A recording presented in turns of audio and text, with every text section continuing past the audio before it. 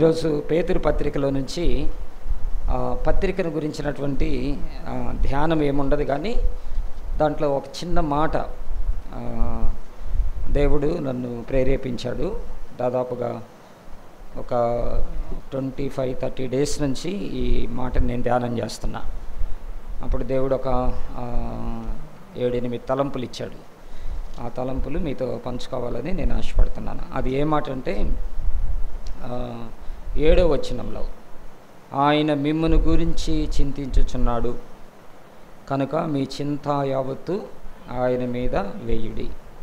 తర్వాత 8వ వచనం కూడా, నిబ్బరమైన బుద్ధి గలవారై మెలకువగా ఉండుడి.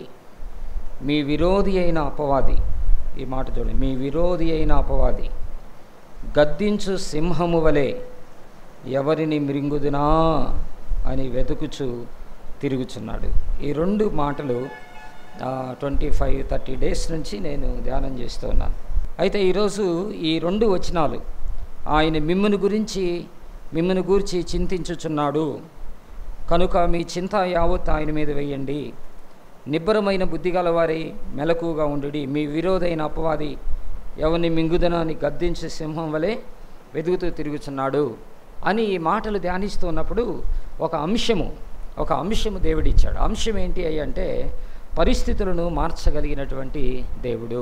అది ఈరోజు అంశం ఏంటట, పరిస్థితులని మార్చగలిగినటువంటి దేవుడు, మన పరిస్థితులని మార్చగలిగినటువంటి దేవుడు.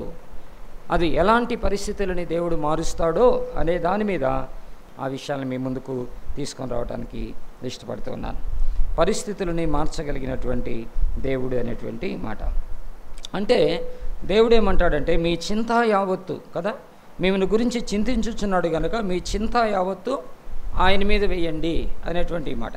మరి కింద వచనంకి వచ్చేలేకి, అపవాది ఎవరిని మింగుదునని వెతుకుతూ తిరుగుచున్నాడు అంటే ఏంటి అని అంటే, సాతాను మనము దేవుని మీద ఆధారపడకుండా అడ్డగించటమే తన పని.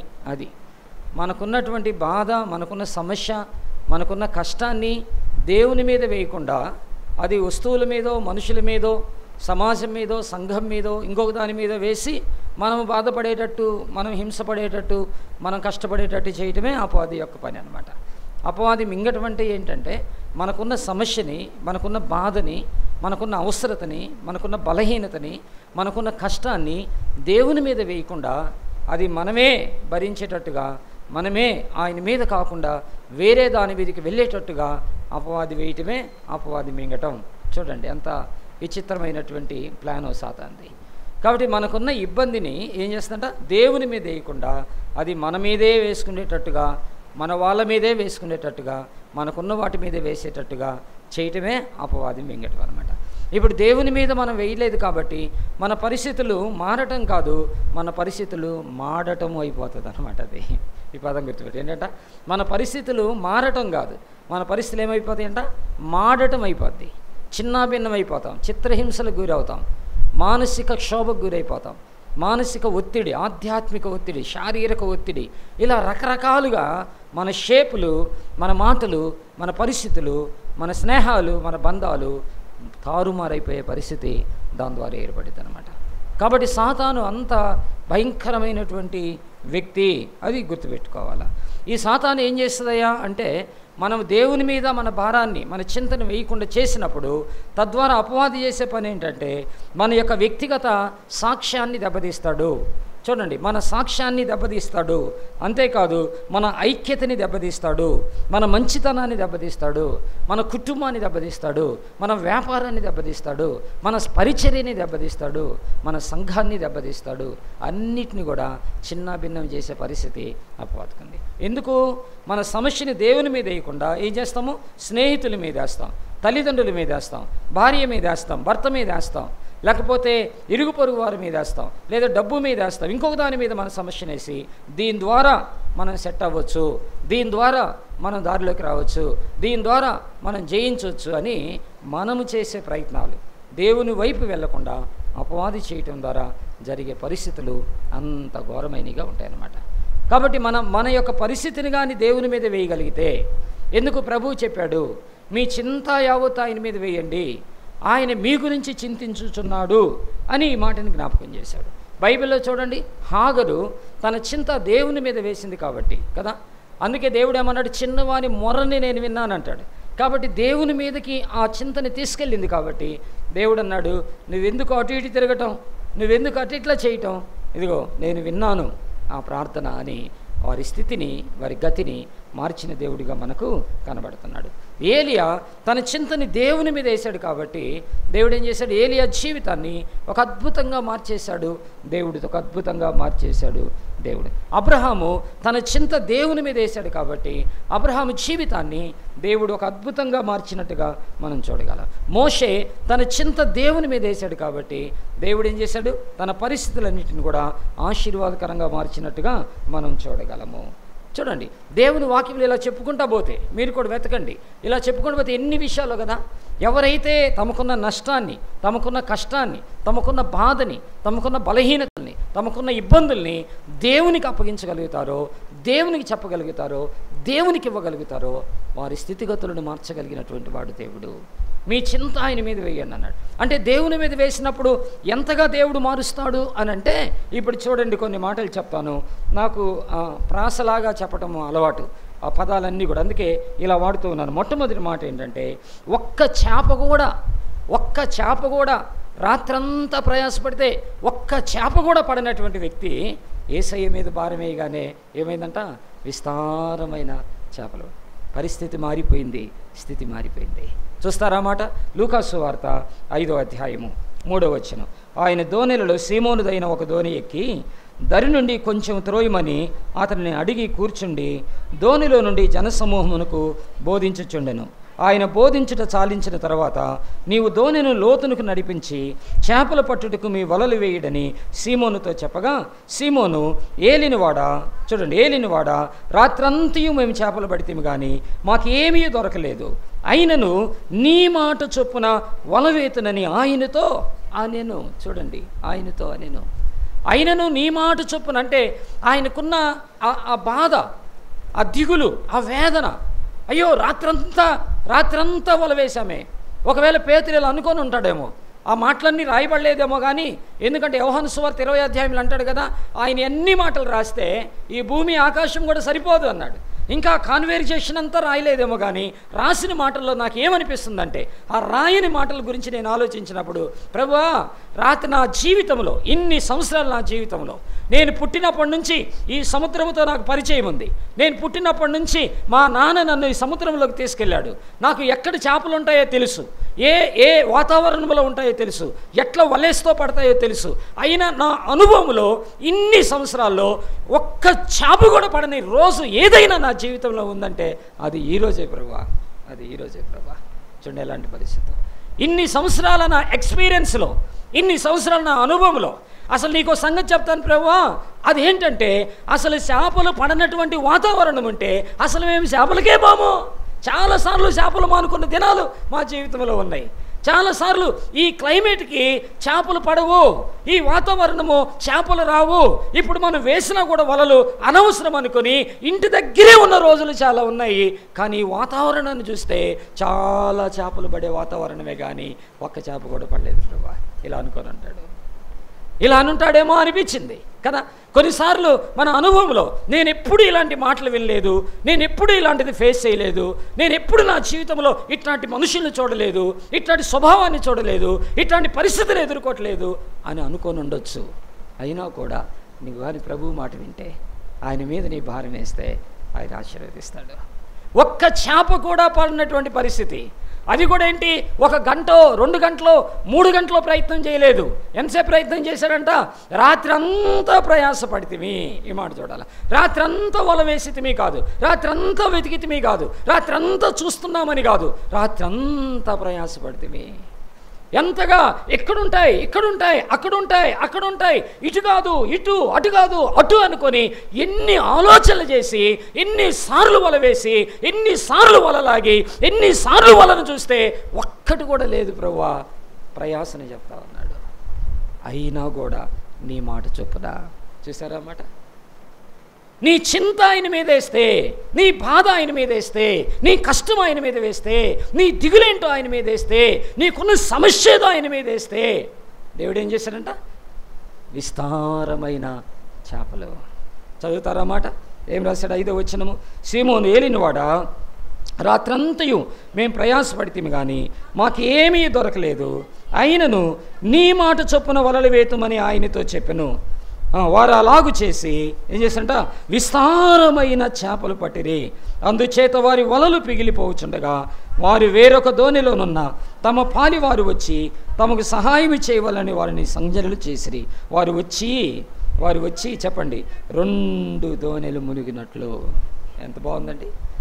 ఆయన ఎక్కింది పేతురు దోణిలో కదా. ఆయన దేవుని మాట వింటే ఆయన దీవించబట్టమే కాదు, ఆయన పరిస్థితి మార్చబడటమే కాదు, ఆ పక్కన 2వ దోణి ఎవరిదాన్ని నేను ఆలోచిస్తే ఆ పక్కన ఎవరు ఉండి ఉంటారు? యోహాను యాకోబులు ఉండి ఉంటారు కదా. యోహాను యాకోబులు ఎందుకు? వాళ్ళకు కూడా చేపలు పడలేదు. వారేం చేశారో తెలుసా? బయటకు వచ్చేసి వల బాగు చేసుకుంటూ ఉన్నారు. వీళ్ళు ఎవరికి సైగ చేశారు? గట్టునున్నటువంటి యోహాను యాకోబులకి సైగ చేశారు, ఇట్రా ఇట్రా అని. ఎందుకు సైగ చేశారో కూడా చెప్తాను. ఎందుకు సైగ చేశారంటే వీరు గట్టునున్నారు, వారు సముద్రంలో ఉన్నారు. కేకేసి తినబడిద్దా? హలో చెప్పండి, కేకేసి తినబడిద్దా? ఆ సముద్రపు హలలో హోరికి వినబడిద్దా? ఆ గాలికి వినబడిద్దా? కాబట్టి ఇప్పుడు ఏం చేయాలి? వాళ్ళని లోపల ఉన్న వీళ్ళు బయట ఉన్న వాళ్ళకి ఇట్టనుంటారు. అది విషయం. దేవుని మీద ఆధారపడితే పరిస్థితులు మార్చేస్తాడు. రాత్రంతా పడిన వేదన, రాత్రంతా పడిన దిగులు, రాత్రంతా పడిన బాధ, రాత్రంతా శ్రమ, రాత్రంతా కార్చిన కన్నీరు, రాత్రంతా ఉన్న రోదన, వేదన, అవన్నీ ఒక క్షణంలో ఏమైపోయినాయట? తొలగిపోయినాయి. చూసారండి? మన స్థితిగతులను మార్చగలిగిన దేవుడు. ఆయన ఏమన్నాడు? నేను చింతిస్తున్నాను మీకోసం, నేను దిగులు పడుతున్నాను, నేను బాధపడుతున్నాను, నేను కష్టపడుతున్నాను, కాబట్టి మీరు దిగులు పడాల్సిన అవసరం లేదు, మీ చింత నా మీద వేయండి అన్నాడు. కాబట్టి ఎప్పుడైతే ఆ చింత దేవుని మీద వేశారో ఒక్క చేప కూడా పడని స్థితిలో ఉన్నటువంటి పేతురు, యోహాను, యాకోబులు, ఆంద్రేయ ఏమైపోయారంట? పరిస్థితి మారిపోయింది. ఇప్పుడు 2 దోణిలు నిండి. ఇప్పుడు దిగులేంటి వాళ్ళకి? చెబుతారు. ఇప్పుడు దిగులేంటి? చేపలు పడలేదని కాదు, ఈ చేపలతోటి దోణి ఆడ మునిగిద్దో. చూసావా ఏం రాసింది అక్కడ? దోణిలు మునిగిపోయేంతగా ఇప్పుడు మారిపోయింది. అప్పుడు లేవని దిగులు, ఇప్పుడు ఉన్నాయి. ఏం చేయాలో? దోణి మునిగిపోద్దేమో, కానీ నువ్వు మునిగిపోయేంతగా ఆశీర్వదించగలిగిన దేవుడు. దేంట్లో తెలుసా? సముద్రంలో కాదు, సంబరంలో. అది సముద్రంలో మునిగిపోయేంత కాదు, సంబరాల్లో మునిగిపోయేంత. పేతురికి ఎంత సంతోషం వేసి ఉంటుందో, ఎంత ఆనందం వేసి ఉంటుందో, అక్కడున్న యోహాను యాకోబులకి ఎంత సంతోషం వేసి ఉంటుందో, అక్కడున్న వారికి ఎంత సంతోషం వేసిద్దో, ప్రభు ఎంత సంతోషంతో లోపల ఆనందపడుతుంటాడో వాళ్ళ సంబరాలను చూసి. నీ సమస్యలో నుంచి సంబరంలోకి వెళ్ళేంతగా నీ స్థితిని మార్చగలిగిన దేవుడు. నీ సమస్యలో నుండి సంబరాల్లోనికి, నీ సమస్యలో నుంచి సందడిలోనికి, నీ సమస్యలో నుండి సంతోషంలోనికి ఎప్పుడు? ఆయన మీద ఆధారపడినప్పుడు, నీ చింత ఆయన మీద వేసినప్పుడు. 2వ మాట చెప్తున్నాను, ఇలా చెప్పుకుంటా పోతే టైం చాలదు కాబట్టి 2వ మాట, ఒక్క చేప కూడా పడనటువంటి పరిస్థితిని 100 చేపలుగా మార్చిన దేవుడు. రెండవది ఒక్కళ్ళు కూడా పలకరించని స్థితిలో నుంచి అందరూ పలకరించే స్థితిలోనికి తీసుకొచ్చాడు ఒక ఆయన్ని. ఎవరిని చూస్తారా? దేవుని వాక్యంలో యోహాను సువార్త 5వ అధ్యాయం 1వ వచనం నుంచి చదువుతాను. వాటి తర్వాత యూదుల పండుగ ఒకటి వచ్చింది కనుక యేసు యెరూషలేమునకు వచ్చెను. ఆ మాట నేను వాస్తవంగా 2వ వచనం చదవాలి, కానీ 1వ వచనం ఎందుకు చదివించారంటే అది పండుగ. పండుగ అంటే ఎవరుంటారండి? చెప్పండి. పండుగ అంటే ఎవరుంటారు? ప్రజలు ఉంటారు, బంధువులు ఉంటారు, స్నేహితులు ఉంటారు, దూర బంధువులు ఉంటారు, దగ్గర బంధువులు ఉంటారు, అన్నదమ్ములు, అక్క చెల్లెళ్ళు ఉంటారు, తోబుట్టువులు ఉంటారు, భార్య తరపు వారు, భర్త తరపు వారు, లేదా ఊరికి సంబంధించినటువంటి వ్యక్తులు కదా, అందరూ ఉంటారు అక్కడ. అలాంటి పరిస్థితి, అందరున్న పరిస్థితులు. 2వ వచనం, యెరూషలేములో గొర్రెల ద్వారం దగ్గర హెబ్రీ భాషలో బెతస్దా అనబడిన ఒక కోనేరు కలదు, దానికి 5 మంటపములు కలవు. చూడండి. ఆ తర్వాత ఆయా సమయములకు దేవదూత కోనేటిలో దిగి నీళ్లు కదిలించుట కలదు. నీరు కదిలింపబడిన పిమ్మట మొదట ఎవడు దిగునో వాడు ఎట్టి వ్యాధి గలవాడైనను బాగుపడును. కనుక ఆ మంటపములలో రోగులు, గుడ్డివారు, కుంటివారు, ఊచకాలు చేతులు గలవారు గుంపులుగా పడి ఉండిరి. అక్కడ 38, ఇది మనకి ముఖ్యమైన వచనం, అక్కడ 38 ఏండ్ల నుండి వ్యాధి గల ఒక మనుష్యుడు ఉండెను. యేసు వాడు పడి ఉండుట చూచి అప్పటికి బహుకాలము నుండి ఆ స్థితిలో ఉన్నాడని ఎరిగి, అక్కడ ఆగుదాం ఇప్పుడు, ఆ తర్వాత లైన్లోకి తర్వాత వెళ్దాం. చూడండి, అక్కడ 38 ఏండ్ల నుండి వ్యాధి గల ఒక మనుషుడు ఉండెను. యేసు వాడు పడి ఉండుట చూచి, ఈ మాట కొంచెం మనం ఆలోచించాలి కదా. 38 ఏళ్ల నుండి వాడు అక్కడ పడి ఉన్నాడు. 38 ఏళ్ల నుండి పడి ఉన్నాడు. ఆ యొక్క బెతస్దా కోనేటికి 5 మండపాలు ఉన్నాయి. దేవదూతలు వచ్చి నీళ్లు కదిలిస్తూ ఉన్నారు. ఆల్రెడీ యెరూషలేములో పండగ జరుగుతూ ఉంది. ఆ బెతస్దా కోనేటి దగ్గరికి ఆ పండగకి చాలామంది బంధువులు కలవడానికి, పండగ చేసుకోవడానికి, ప్రభువుని ఆరాధించడానికి, ఏదైనా జబ్బులుంటే ఈ కోనేటిలో మునుగుదామని వచ్చేవాళ్ళు కూడా కొంతమంది. ఆ పండగ టైంలో పండగకి రావాలని కొంతమంది వస్తే, బంధువులు చూడాలని కొంతమంది వస్తే, ఆహ్వానించిన వాళ్ళు కొంతమంది వస్తే, ఆరాధన చేయాలని కొంతమంది వస్తే, దేవునికి అర్పణలు అర్పించాలని కొంతమంది వస్తే, కొంతమంది ఎందుకో తెలుసా, ఇట్లా బంధువులను చూసినట్టుంటుంది, ప్రభువుని ఆరాధించినట్టుంటుంది, ఉన్న జబ్బును బట్టి నీళ్ళల్లో మునిగితే ఆ పని కూడా అయిపోద్ది అనుకున్న వాళ్ళు కూడా వచ్చుంటారు. చూసావా? అందుకు 1వ వచనం చదివించాను. కాబట్టి ఏదేమైనప్పటికీ చాలామంది జన సమూహములు అక్కడికి వచ్చున్నారు. చివరికి ఎలాంటి పరిస్థితి అంటే దేవదూతలు కూడా వచ్చు చూపవచ్చు. ఈ మాట అది, దేవదూతలు కూడా వానిని పలకరించలేదు. జబ్బుతో వచ్చిన వాళ్ళు వాడిని పలకరించలేదు. పండుగకు వచ్చిన వాళ్ళు వాళ్ళని పలకరించలేదు. కుటుంబ సభ్యులు వాడిని పలకరించలేదు. స్నేహితులు వాడిని పలకరించలేదు. ఉద్యోగ నిమిత్తం, వ్యాపార నిమిత్తం ఆ ఊరు వదిలిపెట్టి ఎక్కడికెక్కడికో వెళ్ళిపోయి మరలా పండుగకు వచ్చిన వాళ్ళు కూడా వాడిని పలకరించలేదు. కానీ యేసు మాత్రం ఏం చేస్తున్నాడు? వాడిని పలకరించాడు. చూసారండి? నేనేమంటానంటే, నీ భారముగా దేవుని మీద వేస్తే ఆయన నిన్ను పలకరిస్తాడు. కొన్నిసార్లు ఎవరు మాట్లాడే వాళ్ళు ఉండరు. కొన్ని కుటుంబాల్లో ఎట్లా ఉంటుందో తెలుసా, ఎవ్వరూ పలకరించే వాళ్ళు ఉండరు. కట్టుకున్నవాడు పలకరించరు, కన్నవాళ్ళు పలకరించరు, స్నేహితులు పలకరించరు, బంధువులు పలకరించరు. ఎవరి దారి వాళ్ళదే. చాలామంది జీవితాలు ఎలా ఉంటాయి తెలుసా, మనం పైకి చూసినంత అందంగా కనబడవు, మనకు పైకి చూసినంత సోకుగా కనబడవు, మనకు పైకి చూసినంత తీపిగా కనబడవు, మనకు పైకి చూసినంత రంగులుగా చాలామంది కుటుంబాలు కనబడవు. కొన్నిసార్లు వాళ్ళని కదిలిస్తే అప్పుడు కొన్ని మీరు చూడండి, ఎప్పుడైనా కొన్ని ఎగ్జిబిషన్స్ ఆ ప్రాంతాలకు వెళ్ళినప్పుడు చూస్తే ఎలా ఉంటుందంటే, అక్కడ ఒక బొమ్మ దారిలో ఉంటుంది, అది కాముగా ఉంటుంది. నువ్వు కానీ భలే ఉందే నీ అన్నావు అనుకో, హాయ్ గుడ్ మార్నింగ్ అంటుంది అనమాట. పలకరిస్తే కానీ అది బయటికి రాదు. అట్లా కొందరి జీవితాలు ఎలా ఉంటాయంటే, ఆప్యాయత, ప్రేమతో, అనురాగంతో పలకరిస్తే కానీ వాళ్ళ బాధ ఏంటో, వాళ్ళ కష్టమేంటో, వాళ్ళ దుఃఖమేంటో, వాళ్ళ వేదన ఏంటో తెలియదు. మనకు పైకి చూస్తే అందమైన రంగుల బొమ్మే, కానీ పలకరిస్తే దాని లోపల చాలా వేదన, చాలా దుఃఖం, చాలా కన్నీళ్ళు. ఎంతమంది లేరు అలా? ఎన్ని కుటుంబాలు లేవు, ఎన్ని జీవితాలు లేవు, ఎలాంటి పరిస్థితులు. సేవకులు ఎంతమంది లేరు? విశ్వాసులను పక్కన పెడదాం, సేవకులు ఎంతమంది లేరు? పైకి కనబడే విషయాలు చాలా ఉంటాయి వారి జీవితంలో. ఎంత చక్కగా అంటే, వాళ్ళు సూట్ వేసుకొని, టై పెట్టుకొని, షూ వేసుకొని, చక్కన ఎగ్జిక్యూటివ్ బ్యాగ్ తీసుకొని, ఒక అందమైన బైబిల్ తీసుకొని, అందరికంటే 3 అడుగుల ఎత్తులో నిలబడి చాలా గంభీరంగా నవ్వుతూ మాట్లాడుతూ ఉంటారు. కానీ ఎప్పుడైనా పర్సనల్కి వెళ్ళి పాస్టర్ గారు అని పలకరిస్తే అప్పుడు తెలిసిద్ది వాళ్ళ బాధ ఏంటో. విశ్వాసులు కాసేపు పక్కన పెడదాం, సేవకురాలను వెళ్ళి పలకరిస్తే అప్పుడు తెలిసిద్ది. మనకు చూస్తే వారి స్థాయి కనపడిద్ది, వారి స్టేటస్ కనపడిద్ది, వారి అందం కనపడిద్ది, వారి ఐశ్వర్యం కనపడిద్ది, వారి అన్యోన్యత కనపడిద్ది. పలకరిస్తే చాలా దుఃఖం. కొంతమంది అయితే ఏడ్ చేస్తారు, కాబట్టి ఏడ్ చేస్తారు. కొంతమంది ఎందుకులే మా పరివే బాధ అనుకొని చిన్నగా నవ్వి పక్కకి వెళ్ళిపోతారు.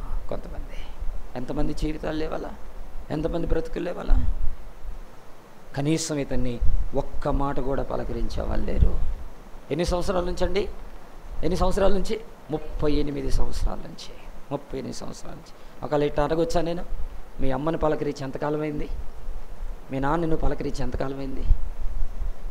నీ భార్యని పలకరించి ఎంతకాలమైంది? నీ భర్తని పలకరించి ఎంతకాలమైంది? ఇలా అడగమంటావా? నీ అత్తని పలకరించి ఎంతకాలమైంది? నీ మామని పలకరించి ఎంతకాలమైంది? కొంతమంది అంటారు, నాకు పలకరించాలని ఉంటుంది, కానీ పలకరిస్తే అమ్మో ఆమె నోరు మంచిది కాదులే, నోరు మంచిది కాదని వదిలిపెడతావా? మరి నీ నోరు మంచిదే కదా, ఆమె నోరు మంచిది, నీ నోరు మంచిదే కదా. మంచిది కాకపోవచ్చు, అది నీ బాధ్యత, అది దేవుడు నీకు అప్పగించాడు. కుటుంబ బంధాలు, సంఘ బంధాలు, సేవా బంధాలు, రక్త సంబంధాలు, ఆత్మ సంబంధాలు, ఇవి చాలా విలువైనవి. వాటిని పోగొట్టుకోవద్దు. దేవుడు కుటుంబాలను కట్టాడు, దేవుడు వ్యక్తులను కట్టాడు, దేవుడు సంఘాలను కట్టాడు, దేవుడు రక్త సంబంధాలను కట్టాడు. ఆయన కట్టకపోతే ఎక్కడుందండి? ఆదాము అవ్వను చేసినప్పుడు ఆదికాండం 1వ అధ్యాయం 26, 27, 28 వచనాలు ఏమంటాడంటే, దేవుడు మన పోలికలో, మన రూపంలో, మనకులాగా స్త్రీని గాను పురుషుని గాను చేసి ఆయన అన్నాడు, మీరు ఫలించి అభివృద్ధి పొంది విస్తరించి ఈ భూమిని నిండించి దానిలో పరుచుకోండి అన్నాడు. మరి పలకరించొద్దా? ఒకవేళ అలా లేకపోతే ఈరోజే తీర్మానం చేసుకో. వాక్యం విని వెళ్ళిపోవటానికి కాదు, ఆదివారం ఆరాధన చందా వేసిపోవటానికి కాదు, లేకపోతే ఒక పాట పాడి ఒక పాట వినేసి ఈ రోజుకి అయిపోయింది అంటానికి కాదు. క్రీస్తు సారూప్యములోనికి చెక్కబడాలి, మలచబడాలి, ఆయన రూపంలోనికి మనం రావాలి. ఇరుగు పొరుగు వారితో మాట్లాడి ఎంతకాలం అయింది? వాళ్ళు బయటకు వస్తే మనం తలుపేసుకుంటున్నామా? వాళ్ళు తలుపేసుకున్నప్పుడు చూసి మనం బయటకు వస్తున్నామా? ఒకసారి ఆలోచించండి. ఒకసారి మనం ఎలా ఉన్నాం, ఎలా ఉంది, వాళ్ళు ఇటు వస్తే మనం అటు, వాళ్ళు లోపలికి వెళ్ళారో లేదని చూసేప్పుడు మనం బయటికి, వీళ్ళు బయట ఉన్నారేమో ఎందుకులని లోపలే. ఇలాంటి స్థితిగతులు క్రైస్తవ జీవితంలో కుదిరిద్దా? మంచిదేనా? క్షేమేనా? అలా ఉంటే పరలోకానికి వెళ్ళగలమా? అలా ఉంటే ఆశీర్వాదాలు పొందగలమా? అలా ఉంటే దేవుని సంతోషపరచగలమా? అలా ఉంటే దేవునికి మహిమ వస్తుందా? ఒకసారి మనం ఆలోచించాలి. కాబట్టి ఏం రాస్తూ ఉన్నాడంట, ఒక్కడు కూడా పలకరించని స్థితిలో ఏం రాశాడండి? యేసుప్రభు ఏమన్నాడు? నువ్వు స్వస్థపడగోరుచున్నావా అన్నాడు. ఆయన వెళ్ళి పలకరించాడు. ఆయన పలకరించి వాడిని బాగు చేసి బయటికి పంపించాడు. అప్పుడు అందరూ అప్పుడు పలకరిస్తున్నారు. తర్వాత వచనాలు చదివితే ఒక్కొక్కళ్ళు వచ్చని, ఇదేంటి వీడు కోనేటి దగ్గర ఉన్నవాడు కదా, నిన్నెవరు బాగు చేశారా, నిన్నెవరు బాగు చేశారా, నిన్నెవరు బాగు చేశారా? అంతకుముందు ఒక్కరు కూడా మాట్లాడలా. ఇప్పుడు అందరూ మాట్లాడుతున్నారు. వచ్చిన వాళ్ళందరూ 38 సంవత్సరాల నుంచి చూడటానికి అక్కడికి ఉన్నోళ్ళు, 10 ఏళ్ళ నుంచి ఉన్నోళ్ళు, 5 ఏళ్ళ నుంచి ఉన్నోళ్ళు, గంట ముందు ఉన్నోళ్ళు, ఇప్పుడే కదా వీడియో పడి ఉండటం చూశాను నేను. ఇంతలా గొంతులేస్తున్నాడు ఏంటి? ఎవరు నిన్ను బాగు చేశారు, ఎవరు నిన్ను బాగు చేశారు, ఎవరు నిన్ను బాగు చేశారు, ఎవరు నిన్ను బాగు చేశారు? ఆ అధ్యాయం చదివితే అక్కడ రాసింది. కాబట్టి ఏంటంట, దేవుని మీద ఆధారపడితే నీ స్థితిని, నీ గతిని మార్చగలడు ఆయన. ఎవ్వరూ పలకరించకపోతే ప్రభువే పలకరించి మార్చేశాడు. 3వ మాట ఏంటి? ఒక్క చేప కూడా పడకపోతే ఆయన ఏం చేశాడండి? విస్తారమైన చేపలు ఇచ్చాడు. ఒక్కడు కూడా పలకరించేవాళ్ళు లేకపోతే ఆయనే పలకరించి సహాయం చేశాడు. 3వ మాట ఏంటంటే, మూడవ మాటను కూడా గమనించినప్పుడు ఒక్క రవ్వ కూడా కోలుకోలేని స్థితి.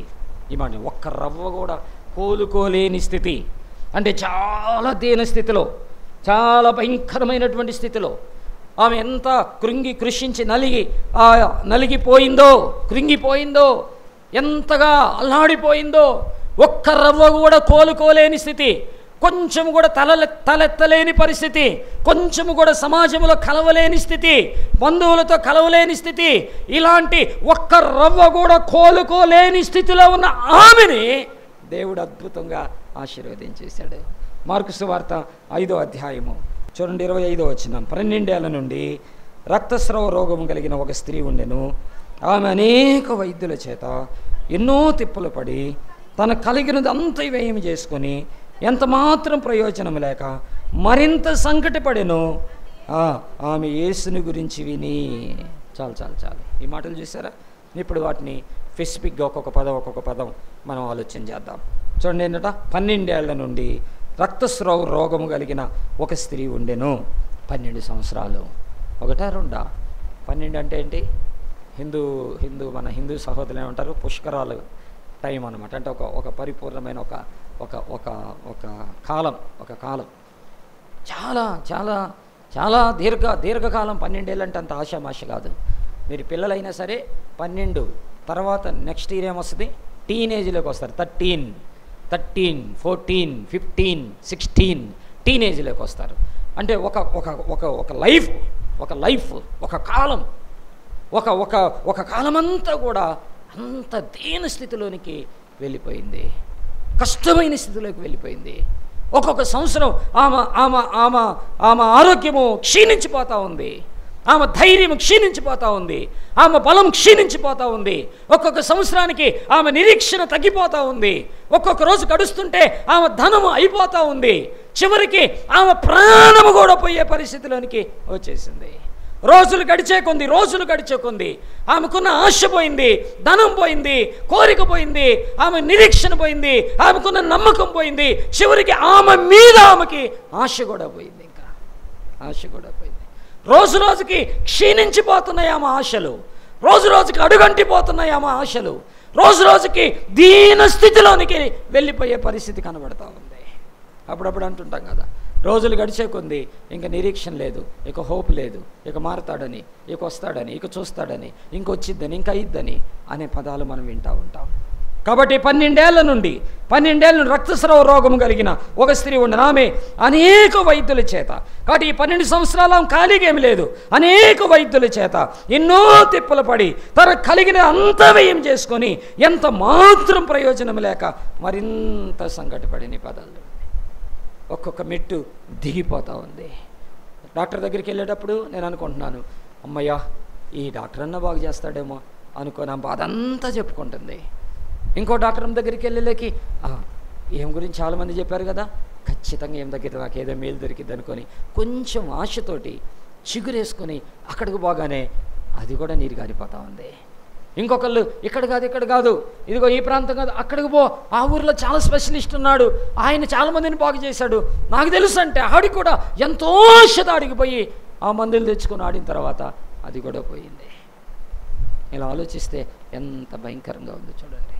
ఉన్నదంతా వ్యయం చేసుకొని ఎంత మాత్రం ప్రయోజనం లేక మరింత సంకటపడి అలాంటి పరిస్థితుల్లో ఎవరు చెప్పారో తెలియదు, కానీ ఆమె యేసుని గురించి విని అని రాయబడింది. ఎవరు చెప్పారో యేసై గురించి, మరి ఆ చెప్పిన వ్యక్తి పేరైతే బైబిల్లో రాయబడలా. ఎలా వినబడిందో, లేదా ఆమె బాధ చూసి ఆమె కష్టాన్ని చూసి చివరికి డాక్టర్ గారు అని ఉంటారేమో. అక్కడున్న అనేక డాక్టర్లకు పోయినప్పుడు ఎవరో ఒక డాక్టర్ అని ఉంటాడు నేను అనుకుంటున్నాను. ఒక లోక అన్నాడేమో కొంపదీసి, ఆయన డాక్టర్ కదా.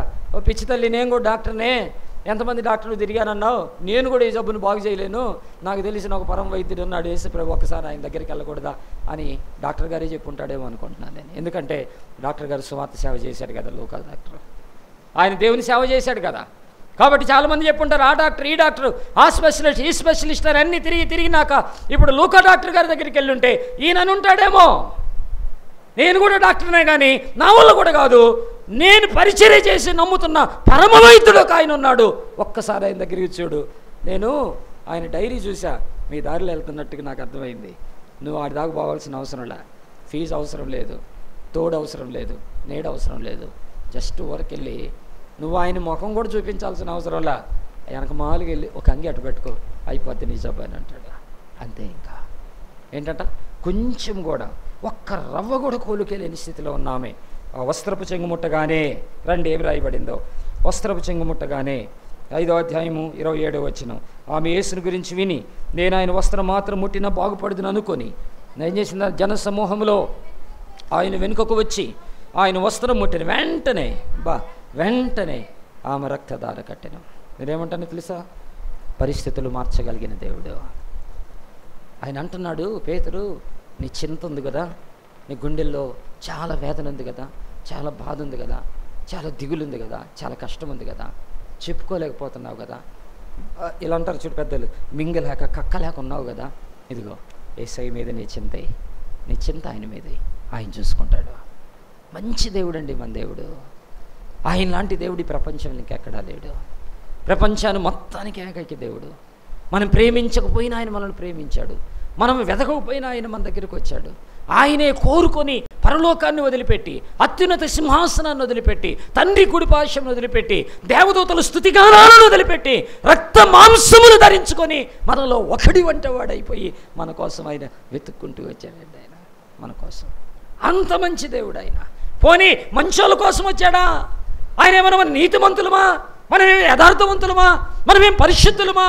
మనమేమన్నా ఆకాశం నుండి ఊడిపడినటువంటి వ్యక్తులమా అంటే మన బతుకేందంట, నీచులం, తృణీకరింపబడిన వారం, ఎన్నిక లేని వారం, పాపులం, దౌర్భాగ్యులం, చచ్చిన వారమై కంపు కొట్టేలాంటి వాళ్ళం మన కోసం ఆయన వచ్చాడండి. ఆయన వచ్చాడు. కొంచెం కూడా కోలుకే లేని స్థితిలో ఉన్నామని ఏం చేశారంట, రక్తధార కట్టెను. ఆయన మీద ఆధారపడినప్పుడు ఆమె కోలుకుంది. ఆయన ఎలా కోలుకుందో యేసయ్య అంటాడు, ఒక అద్భుతమైన మాట అంటాడండి. 32వ వచనం చూడండి. ఆ కార్యము చేసిన ఆమెను కనుగొనవలనని ఆయన చుట్టూ చూస్తుండేనే. నాకేమనిపించిందో తెలుసా? ఈ పదం చిన్న పదం కాదు ఇది.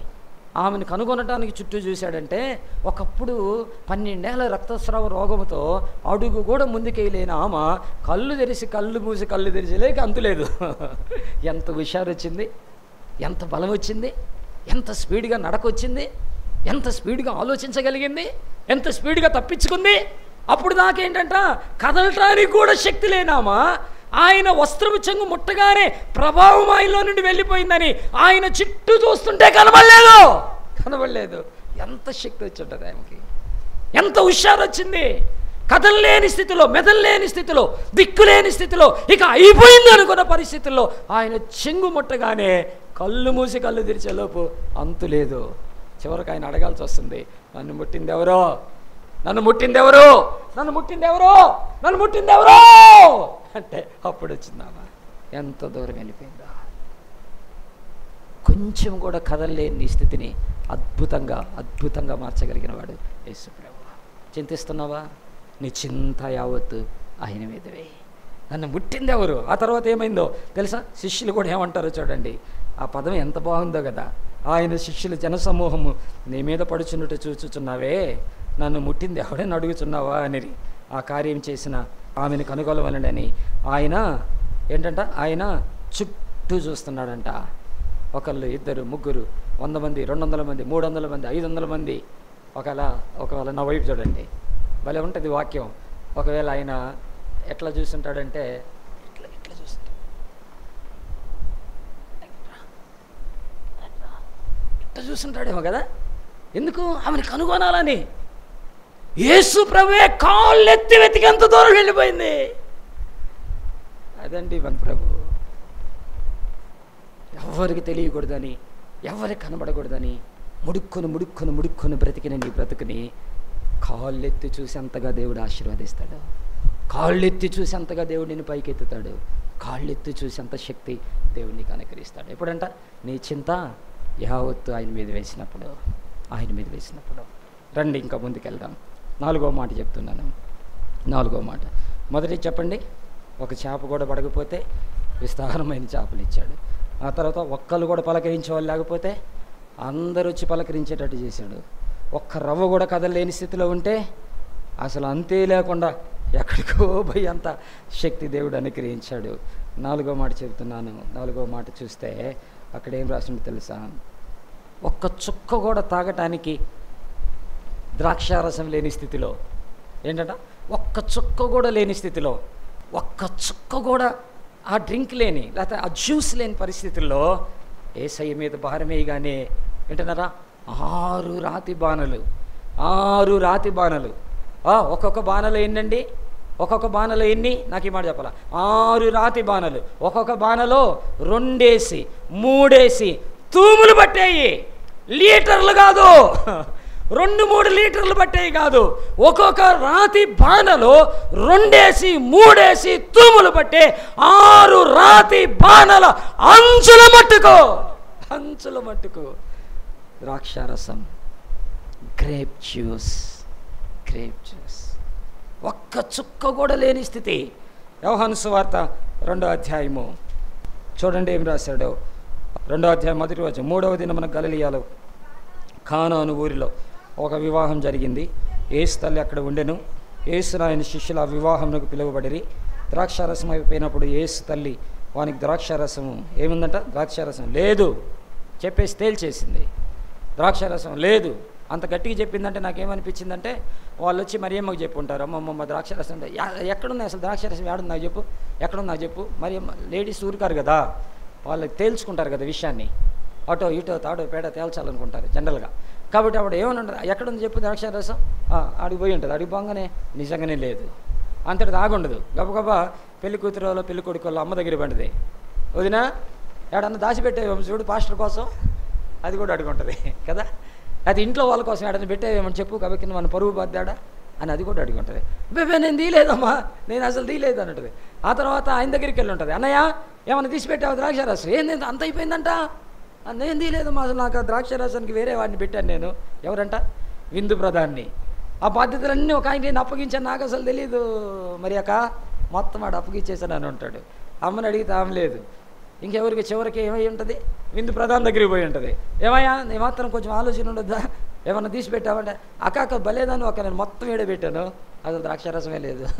ఎట్టు మాట్లాడుకొని ఉంటారేమో పెళ్ళిలో అనిపించింది కదా వాళ్ళ కాన్వర్జేషన్. ఎందుకంటే ఆమంత ధైర్యంగా ప్రభు దగ్గరికి వెళ్ళి లేదు అని నిక్కచ్చిగా కటాకంచిగా చెప్పిందంటే ఏదో వాళ్ళు చెప్పిన మాట చెవులేసుకుని పై చెప్పింది కాదు.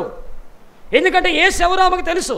యేసు ప్రభువుని గర్భంలో పడతాడని పరిశుద్ధాత్ముడు వచ్చి పరిశుద్ధాత్మ దేవుడి ద్వారా ప్రేరేపించబడి ఆ గర్భంలో శిశువు పడినప్పుడు గాబ్రియేలు దూత వచ్చి చెప్పగానే ఆమె ఒక మాట అంటది, నా ప్రభు అని అనింది. అంటే ప్రభు గర్భంలో పడినప్పుడే ఆయన నా దేవుడు అని గుర్తించిన వ్యక్తి మరియమ్మ. అంత ఆషామాషిగా ఆయన దగ్గరికి వెళ్ళి అడగదు, లేదు అని ఈజీగా మనం చెప్పినట్టు గబగబ వాళ్ళు చెప్పిన వీళ్ళు చెప్పిన మాటలు విని తగాదు వేసుకునే రకం కాదు అమ్మా. కొంతమంది వాళ్ళ మాటలు వీళ్ళు మాటలు ఇంత తగాదులు వేసుకుంటుంటారు, సత్యమేంటో తెలియదు. ఆ తర్వాత తెలిసినాక నేను అట్టు అనుకోలేదులే సారీ కదా, కొంతమంది నేను అట్టు అనుకోలేదులే సారీ, అవన్నీ పట్టించుకుంటే అట్ట. నేను గబక్కిన ఏంటంటే వాళ్ళు సీరియస్గా వచ్చి గబగబ చెప్పగా నేను ఫీల్ అయిపోయాను, అందుకే నేను వచ్చి జడబడ మాట్లాడాల్సి వచ్చింది, సారీ సారీ సారీ. అట్ట మనలాంటి రకం కాదమ్మా. ఎందుకు కడుపులో బిడ్డ పడగానే నా ప్రభు అనగలిగింది, దీనురాలు దయాప్రాప్తురాలు అనగలిగింది. మరియమ్మని చూసినప్పుడు ఎలిజబెత్ కూడా ఏమంటది, నా ప్రభు తల్లి నా యొద్దకు వచ్చుట అంత భాగ్యమా అని అంటది. కాబట్టి యేసయ్య దగ్గరికి వెళ్ళి ఏదో ఎవరో చెప్పిన మాట తీసుకొని అదే కరెక్ట్ అనుకొని అదే నిర్ధారణ చేసుకొని దాని మీద మంచి రెవెన్యూ స్టాంప్ ఒకటేసి సంతకం చేసి ద్రాక్షారసం లేదు ప్రభువా అని అనే రకం కాదమ్మా. అన్నీ ఆలోచించింది. ఇందు ప్రధాన దగ్గరికి వెళ్ళి ఉంటుంది, పెళ్లి కొడుకు పెళ్లి కూతురు వాళ్ళ అమ్మని అడిగి ఉంటుంది. వాళ్ళు మా వల్ల కాదు మేము తీయలేదనగానే వాళ్ళ అసలు ఆయన దగ్గర అన్నయ్య ఏంటి సంగతి అని అడిగి ఉంటుంది. వాళ్ళు నాకు అసలు ఏదైనా వేరే టీం అప్పగిచ్చానమ్మా వాళ్ళ సంగతి ఏంటో అని వాళ్ళకి అడిగిపోయి కూడా అడిగి ఉంటుంది. ఇంకా డౌట్ వచ్చేసి ఆడేమన్నా 5-6 పాత్రల్లో మూతలు తీసి కూడా చూసుంటుంది. అప్పుడు ఇల్లు అడిగిందనమాట. అంటే ఏమంటాం ఇప్పుడు, ఒక్క చుక్క కూడా జ్యూస్ లేని పరిస్థితుల్లో, ఒక్క చుక్క కూడా నీరు లేని పరిస్థితుల్లో, ఆ ఒక్క చుక్క అన్నప్పుడు నాకు ధనవంతుడు గుర్తొచ్చాడు. ధనవంతుడికి భూమి మీద ఉన్నప్పుడు ఏంటంట బోల్డ్ అని నీళ్ళు దొరికినాయి భూమి మీద ఉన్నప్పుడు. కానీ ఆయన చచ్చిపోయిన తర్వాత దేనికోసం వాడు పాకులాడ్డాడు చెప్పండి, దేనికోసం పాకులాడాడు చచ్చిపోయినాక? దేనికోసం పాకులాడాడు అమ్మా చెప్పండి, దేనికోసం అయ్యా దేనికోసం పాకులాడాడు? ఒక్క బొట్టు నీటి కోసం.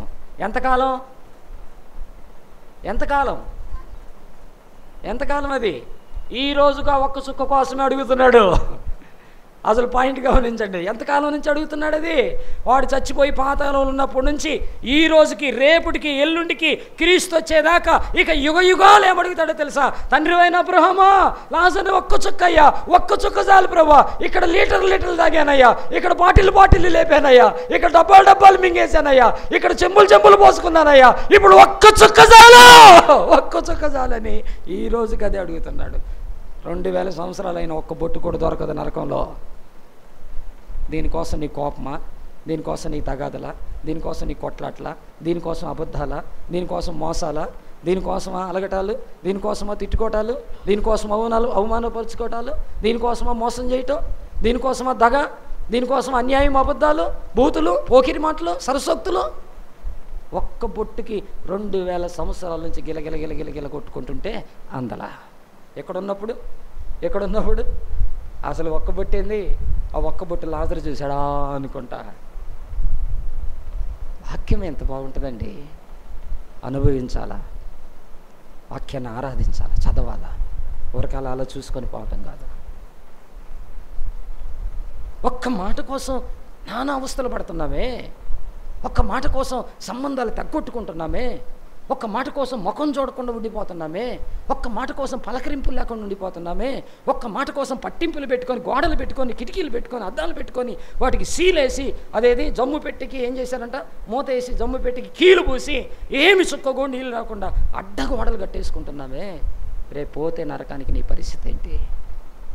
ఒక్క బొట్టు కోసం గిలగిల 2000 సంవత్సరాల నుంచి అల్లాడుతున్నాడు. ఈ రోజు కూడా ఇంకా 2000 అయినా కూడా ఒక్క బొట్టు దొరకదు. అది ఇక్కడ చిత్రం. ఇంకా 2000 అయినా కూడా ఒక్క బొట్టు దొరకదు. 220 అయినా దొరకదు.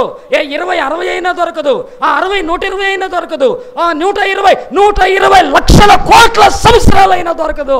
యుగ యుగాలు కాలిపోవాల్సిందే. ఏంటంటే బైబిల్ అగ్ని ఆరదు, పురుగు చావదు, అది వాక్యం. ఏంటంట, ఒక్క చుక్క కూడా లేని పరిస్థితుల్లో ఆమె వెళ్ళి అంటుంది. ఇప్పుడు రండి మళ్ళీ 2వ అధ్యాయంలోనికి. ఇప్పుడు రండి ఏమంటుందో 3వ వచనంలో.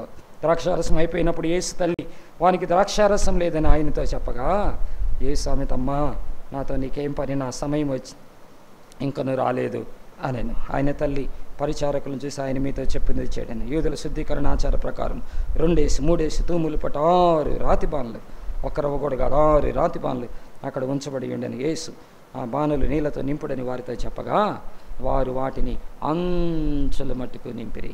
అప్పుడు ఆయన ఇట చెప్పొచ్చా, అంచుల మట్టుకు నింపిరంటే ఒక్క బొట్టు కూడా లేని స్థితిలో నుంచి ఒక్క బొట్టు కూడా పట్టనంత ఫుల్ అయిపోయింది. ఏంటంట, ఒక్క బొట్టు లేని స్థితిలో నుంచి ఒక్క బొట్టు కూడా పట్టనంత ఫుల్గా దేవుడు ఆశీర్వదించేశాడు. భలే ఉంది ఈ మాట. ఒక్క బొట్టు లేని స్థితిలో నుండి ఒక్క బొట్టు కూడా పట్టనంతగా అంచుల మట్టుకు నింపిరి. అంచుల మట్టుకు నింపిరి. ఏమైపోయింది, ఆ ద్రాక్షారసం తీసుకెళ్ళి పోస్తే వాళ్ళు తాగి పెళ్ళికొడుకు దగ్గరికి వెళ్ళి అంటున్నారు, ఓ సూపరు బ్రదరు, సూపరు. ఫస్ట్ పోసినప్పుడు అప్పుడు కూడా తాగా ఒక గ్లాసు, ఇప్పుడు తాగాను, అప్పుడు అంత బాగలేదు కానీ ఇప్పుడు ఇచ్చింది భలే ఉంది. సూపరు పెళ్ళి, సూపరు ద్రాక్షారసం, సూపరు భోజనాలు, సూపరు పెళ్లి కూతురు, సూపరు పెళ్లి కొడుకు, సూపరు జరిగింది అంటున్నారు. ఆ స్థితి ఎక్కడొచ్చిందంట, దేవుని మీద ఆధారపడటం వల్ల, ఆయన దగ్గరికి వెళ్ళటం వల్ల, ఆ ప్రభువుని అడగటం వల్ల, ఆ ప్రభుకి సమర్పించుకోవటం వల్ల, విషయాన్ని ఆ ప్రభు దగ్గరికి తీసుకెళ్ళటం వల్ల. చాలాసార్లు మనకి తెలియదు, మనం సమస్యని ప్రభు దగ్గరికి తీసుకెళ్లకుండా మనుషుల దగ్గరికి తీసుకెళ్ళిపోతాం. మనుషుల దగ్గరికి తీసుకెళ్తాం, ఇంకొంచెం పెద్దల దగ్గరికి తీసుకెళ్తాం, ఇంకొంచెం పోలీసుల దగ్గరికి తీసుకెళ్తాం, ఇంకొంచెం కోర్టు దగ్గరికి తీసుకెళ్తాం, ఇంకొంచెం రకరకాలుగా తీసుకెళ్ళిపోతాం. ఆ సమస్యని ప్రభు దగ్గరికి తీసుకెళ్లారు కాబట్టి ఏం జరిగింది, పరిస్థితి మారిపోయింది. ద్రాక్షారసం లేదు అనే పరిస్థితిలో నుంచి ద్రాక్షారసం భలే ఉంది అనే పరిస్థితిలోనికి వచ్చేసింది. చూసారా, మన స్థితిని మార్చగలిగిన దేవుడు, మన పరిస్థితిని మార్చగలిగిన దేవుడు. చెప్పండి, మొదటిది ఏంటంటే ఒక్క చేప కూడా లేని స్థితిలో నుంచి 2 దోణెల నిండా వచ్చేసింది. ఒక్క పలకరింపు లేని స్థితిలో నుండి అందరూ పలకరించే పరిస్థితికి వచ్చింది. ఒక్క రవ్వ కూడా కోలుకోలేని స్థితిలో నుంచి కనుసూపు మేర పరిగెత్తగలిగిన స్థితిని దేవుడు తీసుకొచ్చాడు. ఒక్క చుక్క కూడా లేని స్థితి నుండి 6 రాతి బాణలు నిండినాయి. 5వ విషయం చెప్తున్నాను, ఒక్క అడుగు కూడా వేయలేని స్థితిలో నుండి, ఒక్క అడుగు కూడా వేయలేని స్థితిలో నుండి లేచి వాళ్ళకి పరిచర్య చేసిన స్థితిలోనికి దేవుడు తీసుకొచ్చాడు. ఒక్క అడుగు కూడా ఎట్లా? మార్కు సువార్త 1వ అధ్యాయము, మార్కు సువార్త 1వ అధ్యాయం 29వ వచనం. వెంటనే వారు సమాజ మందిరంలో నుండి వెళ్ళి యాకోబుతోనూ యోహానుతోనూ సీమోను ఆంద్రేయ అని వారి ఇంట ప్రవేశించిరి. చూడండి, సీమోను అత్త జ్వరముతో ఏముందంట, ఈ పదం చూడండి, సీమోను అత్త జ్వరంతో ఏమైందంట, పడి ఉంది. ఈ పదం గుర్తుపెట్టుకోండి, జ్వరముతో పడింది. ఒక్క రవ్వ కూడా కదలలేని పరిస్థితి. మంచంలో మరి ఎంతకాలం నుంచి ఉందో తెలియదు కానీ ఒక్క రవ్వ కూడా కదలలేని పరిస్థితి. కళ్ళు తెరిచి చూడలేని పరిస్థితి. కనీసం నీళ్లు కూడా అడగలేని పరిస్థితి. ఎవరైనా ఏదైనా ఆ నోరు తెరిచి ఆ గొంతులో పోస్తే కానీ మింగలేని పరిస్థితి. ఒక్క రవ్వ కూడా లూకా భక్తుని గురించి ఏమి రాస్తారంటే ఆమెకి తీవ్రమైన జ్వరం అని రాస్తాడు. ఎలాంటి జ్వరం అంటది? మార్కు జ్వరం అని తేలగొట్టేశాడు కానీ లూకా ఏమంటాడంటే ఆమెకి తీవ్రమైన జ్వరము, కాలిపోతుంది, ఒళ్ళు మండిపోతుంది, పొగలు వస్తూ ఉన్నాయి. అప్పుడప్పుడు కొన్నిసార్లు ఇప్పుడు వచ్చే జ్వరాలు చూస్తే 104, 105 కూడా వెళ్ళిపోతుంది కొన్నిసార్లు జ్వరాలు. కదలలేని తల్లి అంటది, అమ్మో కాలిపోతుందిరా ఒళ్ళు, కాలిపోతుందయ్యా నీ శరీరం, కాలిపోతుందమ్మాయి నీ ఒళ్ళు అన్న పరిస్థితి. భయం వేసే పరిస్థితి. పిట్స్ వస్తాయేమో, లేకపోతే ఇంకేమన్నా అయిపోద్దేమని తడిగుడ్డ తీసుకొని తుడుస్తూ ఉండి మందులేసి సెలైన్లు కట్టి హాస్పిటల్కి తీసుకెళ్తే ఎప్పుడుకో కళ్ళు మెల్లగా అలా చూస్తే ఊపిరి పీల్చుకునే పరిస్థితి. మామూలు స్థితి కాదు ఇది. ఆ రోజుల్లోనే ఎట్టడి జ్వరం వచ్చిందో చూడండి. అందుకే ఏం రాస్తూ ఉన్నాడంట, వెంటనే వారు సమాజ మందిరములో నుండి వెళ్ళి యాకోబును, యోహానును, సీమోను, అంద్రేయ వారి ఇంట ప్రవేశించిరి. సీమోనతో జ్వరముతో పడి ఉండగా వెంటనే వారు ఆమెను గూర్చి, ఆయనది వెంటనే అనే పదం చూసారా, సీరియస్నెస్ని తెలియజేస్తూ ఉంది. అది సీరియస్నెస్ని తెలియజేస్తూ ఉంది. అంత గబగబా సమాజ మందిరంలో నుంచి ఎందుకు పరిగెత్తారో తెలుసా? ఆమె కదలలేని స్థితిలో ఉండిపోయింది. గబగబా యేసు ప్రభు దగ్గరికి ఎందుకు పరిగెత్తారో తెలుసా? ఆమె కదలలేని పరిస్థితిలో ఉంది. వెంటనే వెంటనే వెంటనే అనే పదాన్ని మీరు గమనించాలి. ఇక్కడ సమాజ మందిరంలో నుంచి యేసు ప్రభు కంటే ముందు పరిగెత్తారా ఇంటికి? ఎవరో నీ బోటాడు నా బోటాడు చెప్పుంటాడు, పేతురు పేతురు మీరేమో ప్రార్థనలో కూర్చున్నారు, మీ అత్త పడిపోయిందయ్యా జ్వరంతో, కళ్ళు తెరవట్లేదు, కదలట్లేదు, పడిపోయిందయ్యా. గబగబా వచ్చారు మందిరంలో నుంచి, చూస్తే పడిపోయింది. గబగబా పరిగెత్తారు మరలా యేసు ప్రభు దగ్గరికి. సమస్య వచ్చినప్పుడు ప్రభు దగ్గరికి పరిగెత్తాలా, ప్రభు దగ్గరికి పరిగెత్తాలా, చావు దగ్గరికి కాదు. కొంతమంది సమస్య వస్తే సాగు దగ్గరికి పరిగెత్తుతారు. ఫ్యాను కదా, విషమో, ట్యాబ్లెట్లో, మెడికల్ షాపో, రైలు, నయ్యో గొయ్యో, అక్కడికి అది పరిగెత్తాల్సిందే. ప్రభు దగ్గరికి పరిగెత్తాలా. నీ సమస్య వచ్చినప్పుడు ప్రభు దగ్గరికి పరిగెత్తాలా. నీ సమస్య వచ్చినప్పుడు అక్కడికి కొంతమంది కాలు పిల్లిలాగా అటు ఇటు అటు ఇటు అటు ఇటు తిరుగుతుంటారు. ఎందుకు? అలా తిరగటం బట్టి సమస్య పెద్దదవటమే కానీ, సమస్య పెద్దదైపోవటమే కానీ సమస్య తీరదు. ప్రభు పాదాల దగ్గరికి పరిగెత్తాలా. ఎక్కడికి పరిగెత్తారంట? 30వ వచనం చూడండి. సీమోనొత్త జ్వరముతో పడి ఉండగా వెంటనే వారు ఆమెను గురించి ఆయనతో చెప్పారు. 31వ వచనం. ఆయన ఆమె దగ్గరికి వచ్చి చేయి పట్టి ఆమెను లేవనెత్తెను. ఆహా, ఇది భలే ఉంటుందండి ఈ మాట. అంతట జ్వరము ఆమెను వదిలిన గనుక ఆమె వారికి ఏం చేసిందంట? అదేంటి, పడిపోయిన ఆమె లేచి పరిచర్య చేస్తుంది. అంతకుముందు ఆమెకు నీళ్ళు ఇవ్వాలా, ఇప్పుడు ఆమె నీళ్ళు ఇస్తుంది. అంతకుముందు ఆమెకు అన్నం పెట్టాలా, ఇప్పుడు ఆమె అన్నం పెడుతుంది. అంతకుముందు ఆమెను పలకరించాలా, ఇప్పుడు ఆమె పలకరిస్తుంది. అంతకుముందు ఆమెను ఆహ్వానించాలి అంటే మోసుకెళ్ళాలి, ఇప్పుడు ఈమె ఆహ్వానిస్తుంది. అంతకుముందు స్థితి, ఇప్పుడు స్థితి.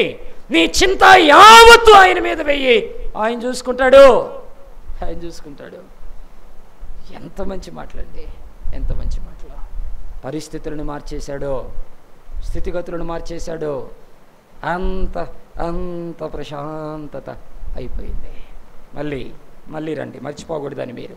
ఏం జరిగిందంట? ఒక్క రవ్వ కూడా, అడుగు కూడా లేని స్థితిలో నుండి లేచి పరిచర్య చేసింది. ఇప్పుడు ఇంకొక మాట జ్ఞాపకం చేస్తున్నాను.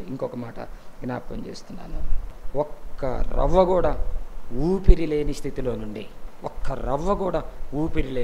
అంటే ఒక్క కొంచెము కూడా ప్రాణము లేని స్థితిలో నుండి ఆమె ఊపిరిని పోసుకుంది. ఒక్క రవ్వ కూడా ఊపిరి లేదు. ఎలా అయిపోయిందంటే అక్కడ ఉన్నటువంటి వాళ్ళందరూ గొల్లు చేసి ఏడుస్తున్నారంట.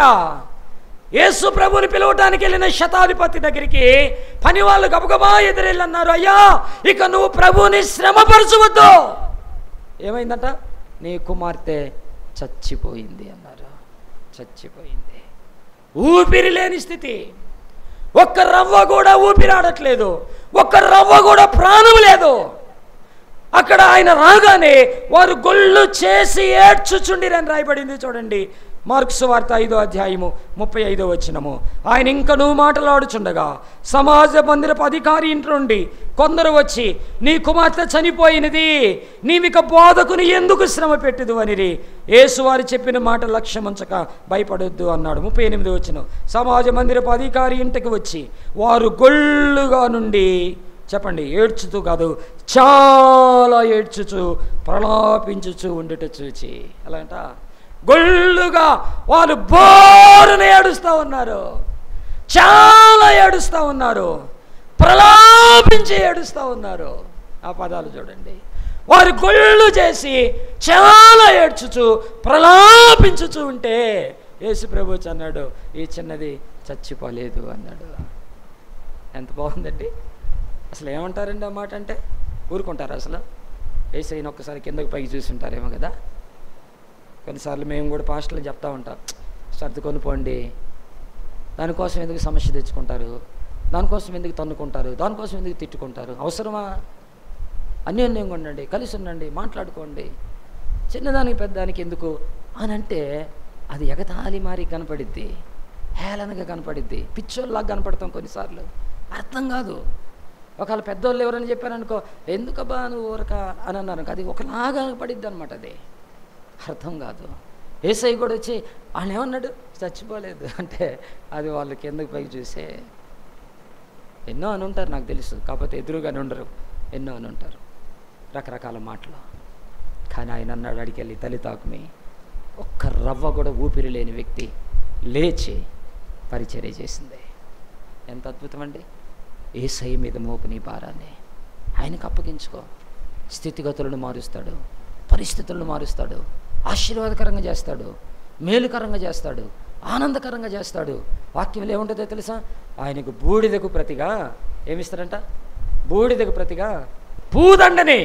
అదేంటండి, బూడిదకి పూదండకి ఏంటి అసలు? బూడిదకు ప్రతిగా పూదండని ఇస్తాడు, దుఃఖానికి ప్రతిగా ఉల్లాస వస్త్రం ఇస్తాడు. విన్నారా ఈ మాటలు? సరదాగా రాసుకున్న మాటలు అయ్యి, కవితల్లాగా రాసుకున్న మాటలు అయ్యి, పాటల కోసం రాసుకున్న మాటలు అయ్యి, అవి సత్యాలు, యథార్థతలు, అవి నీతి కలిగిన మాటలు, నిజమైన మాటలు అవి. చూడండి, ఒక్క చేప కూడా లేదు, ఎంత గొప్ప ఆశీర్వాదం వచ్చిందో. ఒక్క రవ్వ కూడా కదలలేడు, ఎంత గొప్ప ఆశీర్వాదం వచ్చిందో. ఒక్కరు కూడా పలకరించే వాళ్ళు లేరు, ఎంత గొప్ప ఆశీర్వాదం వచ్చిందో. ఒక్క చుక్క కూడా లేదు, ఎంత గొప్ప ఆశీర్వాదం వచ్చిందో. ఒక్క అడుగు కూడా వేయలేని స్థితిలో ఎంత గొప్ప ఆశీర్వాదం వచ్చిందో. ఒక్క రవ్వ కూడా ఊపిరి లేని స్థితిలో ఎంత గొప్ప ఆశీర్వాదం వచ్చిందో. చూసారా? ఇంకొక మాట చెప్పానా? టైం ఉంది, ఇంకొక మాట చెప్తాను. ఒక్క ముద్ద కూడా లేని పరిస్థితుల్లో, అమ్మా, ఒక్క ముద్ద కూడా లేని పరిస్థితుల్లో, కానా అనే ఊరుంది కదా, మనం కానా అంటే అర్థం ఏంటి మన భాషలో?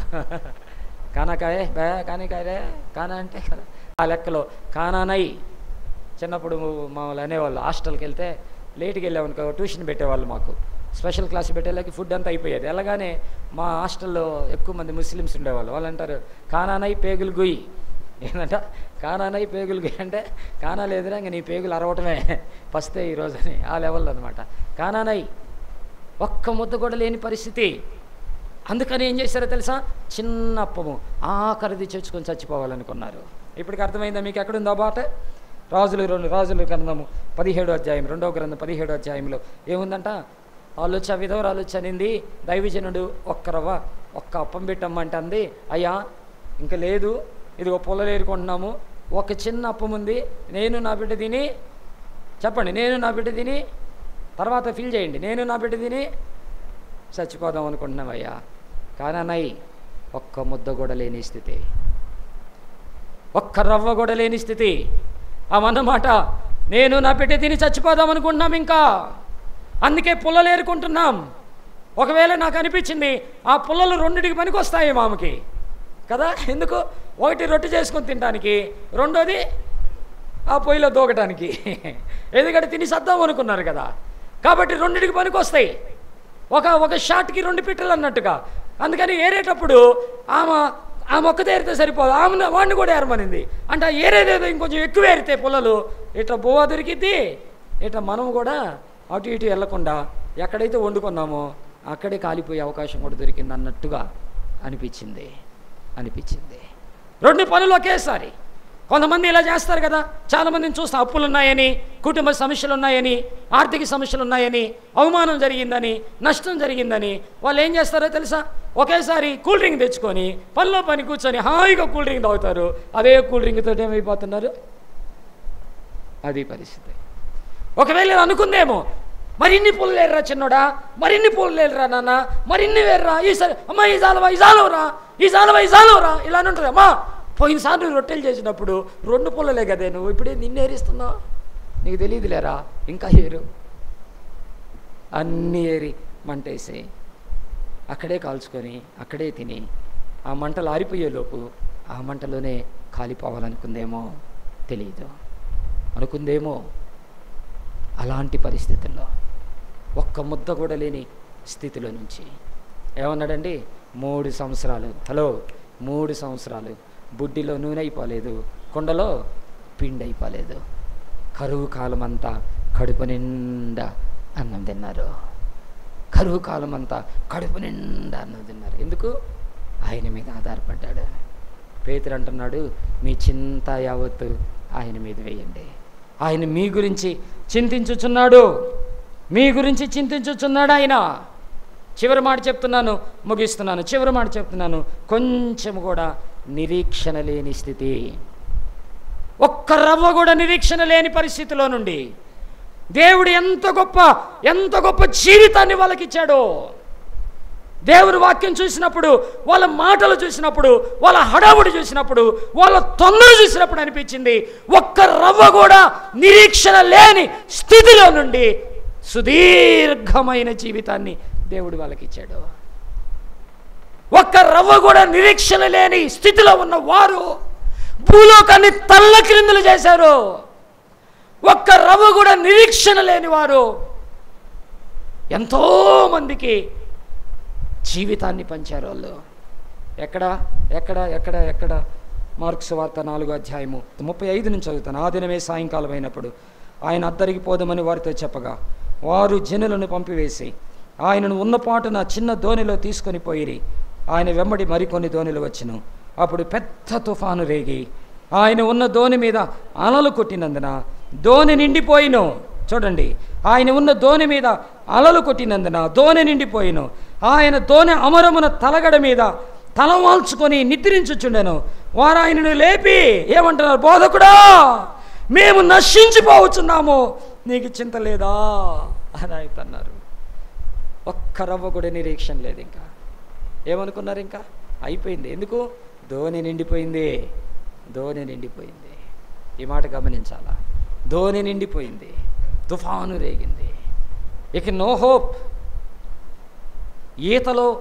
ఈతలో ప్రావీణ్యత, నైపుణ్యత, అనుభవం కలిగినటువంటి వారు ఆ దోణిలో ఉన్నారు. వాళ్ళు కూడా వణిగిపోతున్నారు ఆ తుఫాను దెబ్బకి. చిత్రమేమో కానీ ఆ దోణిల మీదకి రాలేదు ఈ తుఫాను, ఈ దోణి మీదకే వచ్చింది. అది ఇంకా విచిత్రం. కొన్నిసార్లు మన చుట్టూ అందరూ బాగానే ఉంటారు, మనకే సమస్యలు ఉంటాయి. మనకంటే తక్కువ వాళ్ళు, మనకంటే తక్కువ జీతం కలిగిన వారు, మనకంటే తక్కువ స్థాయి కలిగిన వారు, మనకంటే చిన్న ఇంట్లో ఉండేవారు, వాళ్ళు బాగానే ఉంటారు. మనకు అన్నీ ఉండి కూడా సమస్య మనకే ఉంటుంది కొన్నిసార్లు. మీకు అర్థమవుతుందా? ఆ దోణి చుట్టూ మరికొన్ని దోణిలు ఉన్నాయి, వాటి మీదకి తుఫాను రాలేదు. కొన్నిసార్లు నీకంటే డబ్బు తక్కువే, నీకంటే బలగం తక్కువే, నీకంటే బలము తక్కువే, నీకంటే ఆస్తి తక్కువే, నీకంటే అధికారం తక్కువే, నీకంటే అన్నీ తక్కువే. వాళ్ళు బాగానే ఉంటారు, అన్నీ ఉండి కూడా నువ్వు మునిగిపోయే స్థితిలో ఉంటావు. అయినా ప్రభువు మీద ఆధారపడాలా. ఒకవేళ దేవుడు వాళ్ళకి ఏం పాఠం నేర్పించాలనుకున్నాడు నాకు తెలియదు, కానీ కొంచెం కూడా, ఒక్క రవ్వ కూడా నిరీక్షణ లేని స్థితిలో అంటున్నారు, బోధకుడా, మేము నశించిపోవచ్చున్నామయ్యా, మేము నశించిపోవచ్చున్నాము. యేసయ్య లేచి గాలిని సముద్రమును గద్దించగా మిక్కిలి నిమ్మలమాయను. ఆయన మీద ఆధారపడితే కదా నువ్వు. మిక్కిలి నిమ్మలమాయను. ఒక్క రవ్వ నిరీక్షణ లేని వీళ్ళు ఎప్పుడైతే తుఫాను అణిగిపోయిందో, వీళ్ళు బయటకు వచ్చినాక వీళ్ళ గురించి ఏమన్నారో తెలుసా? భూలోకాన్ని తలక్రిందులు చేయవారు ఎక్కడికి వచ్చారు అన్నాడు. తలకిందులైపోయిన వాళ్ళ స్థితిలో నుండి భూలోకాన్ని తలకిందులు చేయగలిగిన వారిగా మార్చేశాడండి మా ప్రభు, మార్చేశాడు. అదండి, తలకిందులైన వాళ్ళ బ్రతుకులు, తలక్రిందులైపోయిన వాళ్ళ ఆశలు, తలక్రిందులైపోయిన వాళ్ళ కోరికలు, తలక్రిందులైపోయిన వాళ్ళ జీవితాలలో నుండి భూలోకాన్ని తలక్రిందులు చేయవారిగా మార్చేసినాడు ఆ ప్రభు. ఎప్పుడు? ఆయనను లేపినప్పుడు, ఆయన అడిగినప్పుడు, ఆయన దగ్గరికి వచ్చినప్పుడు.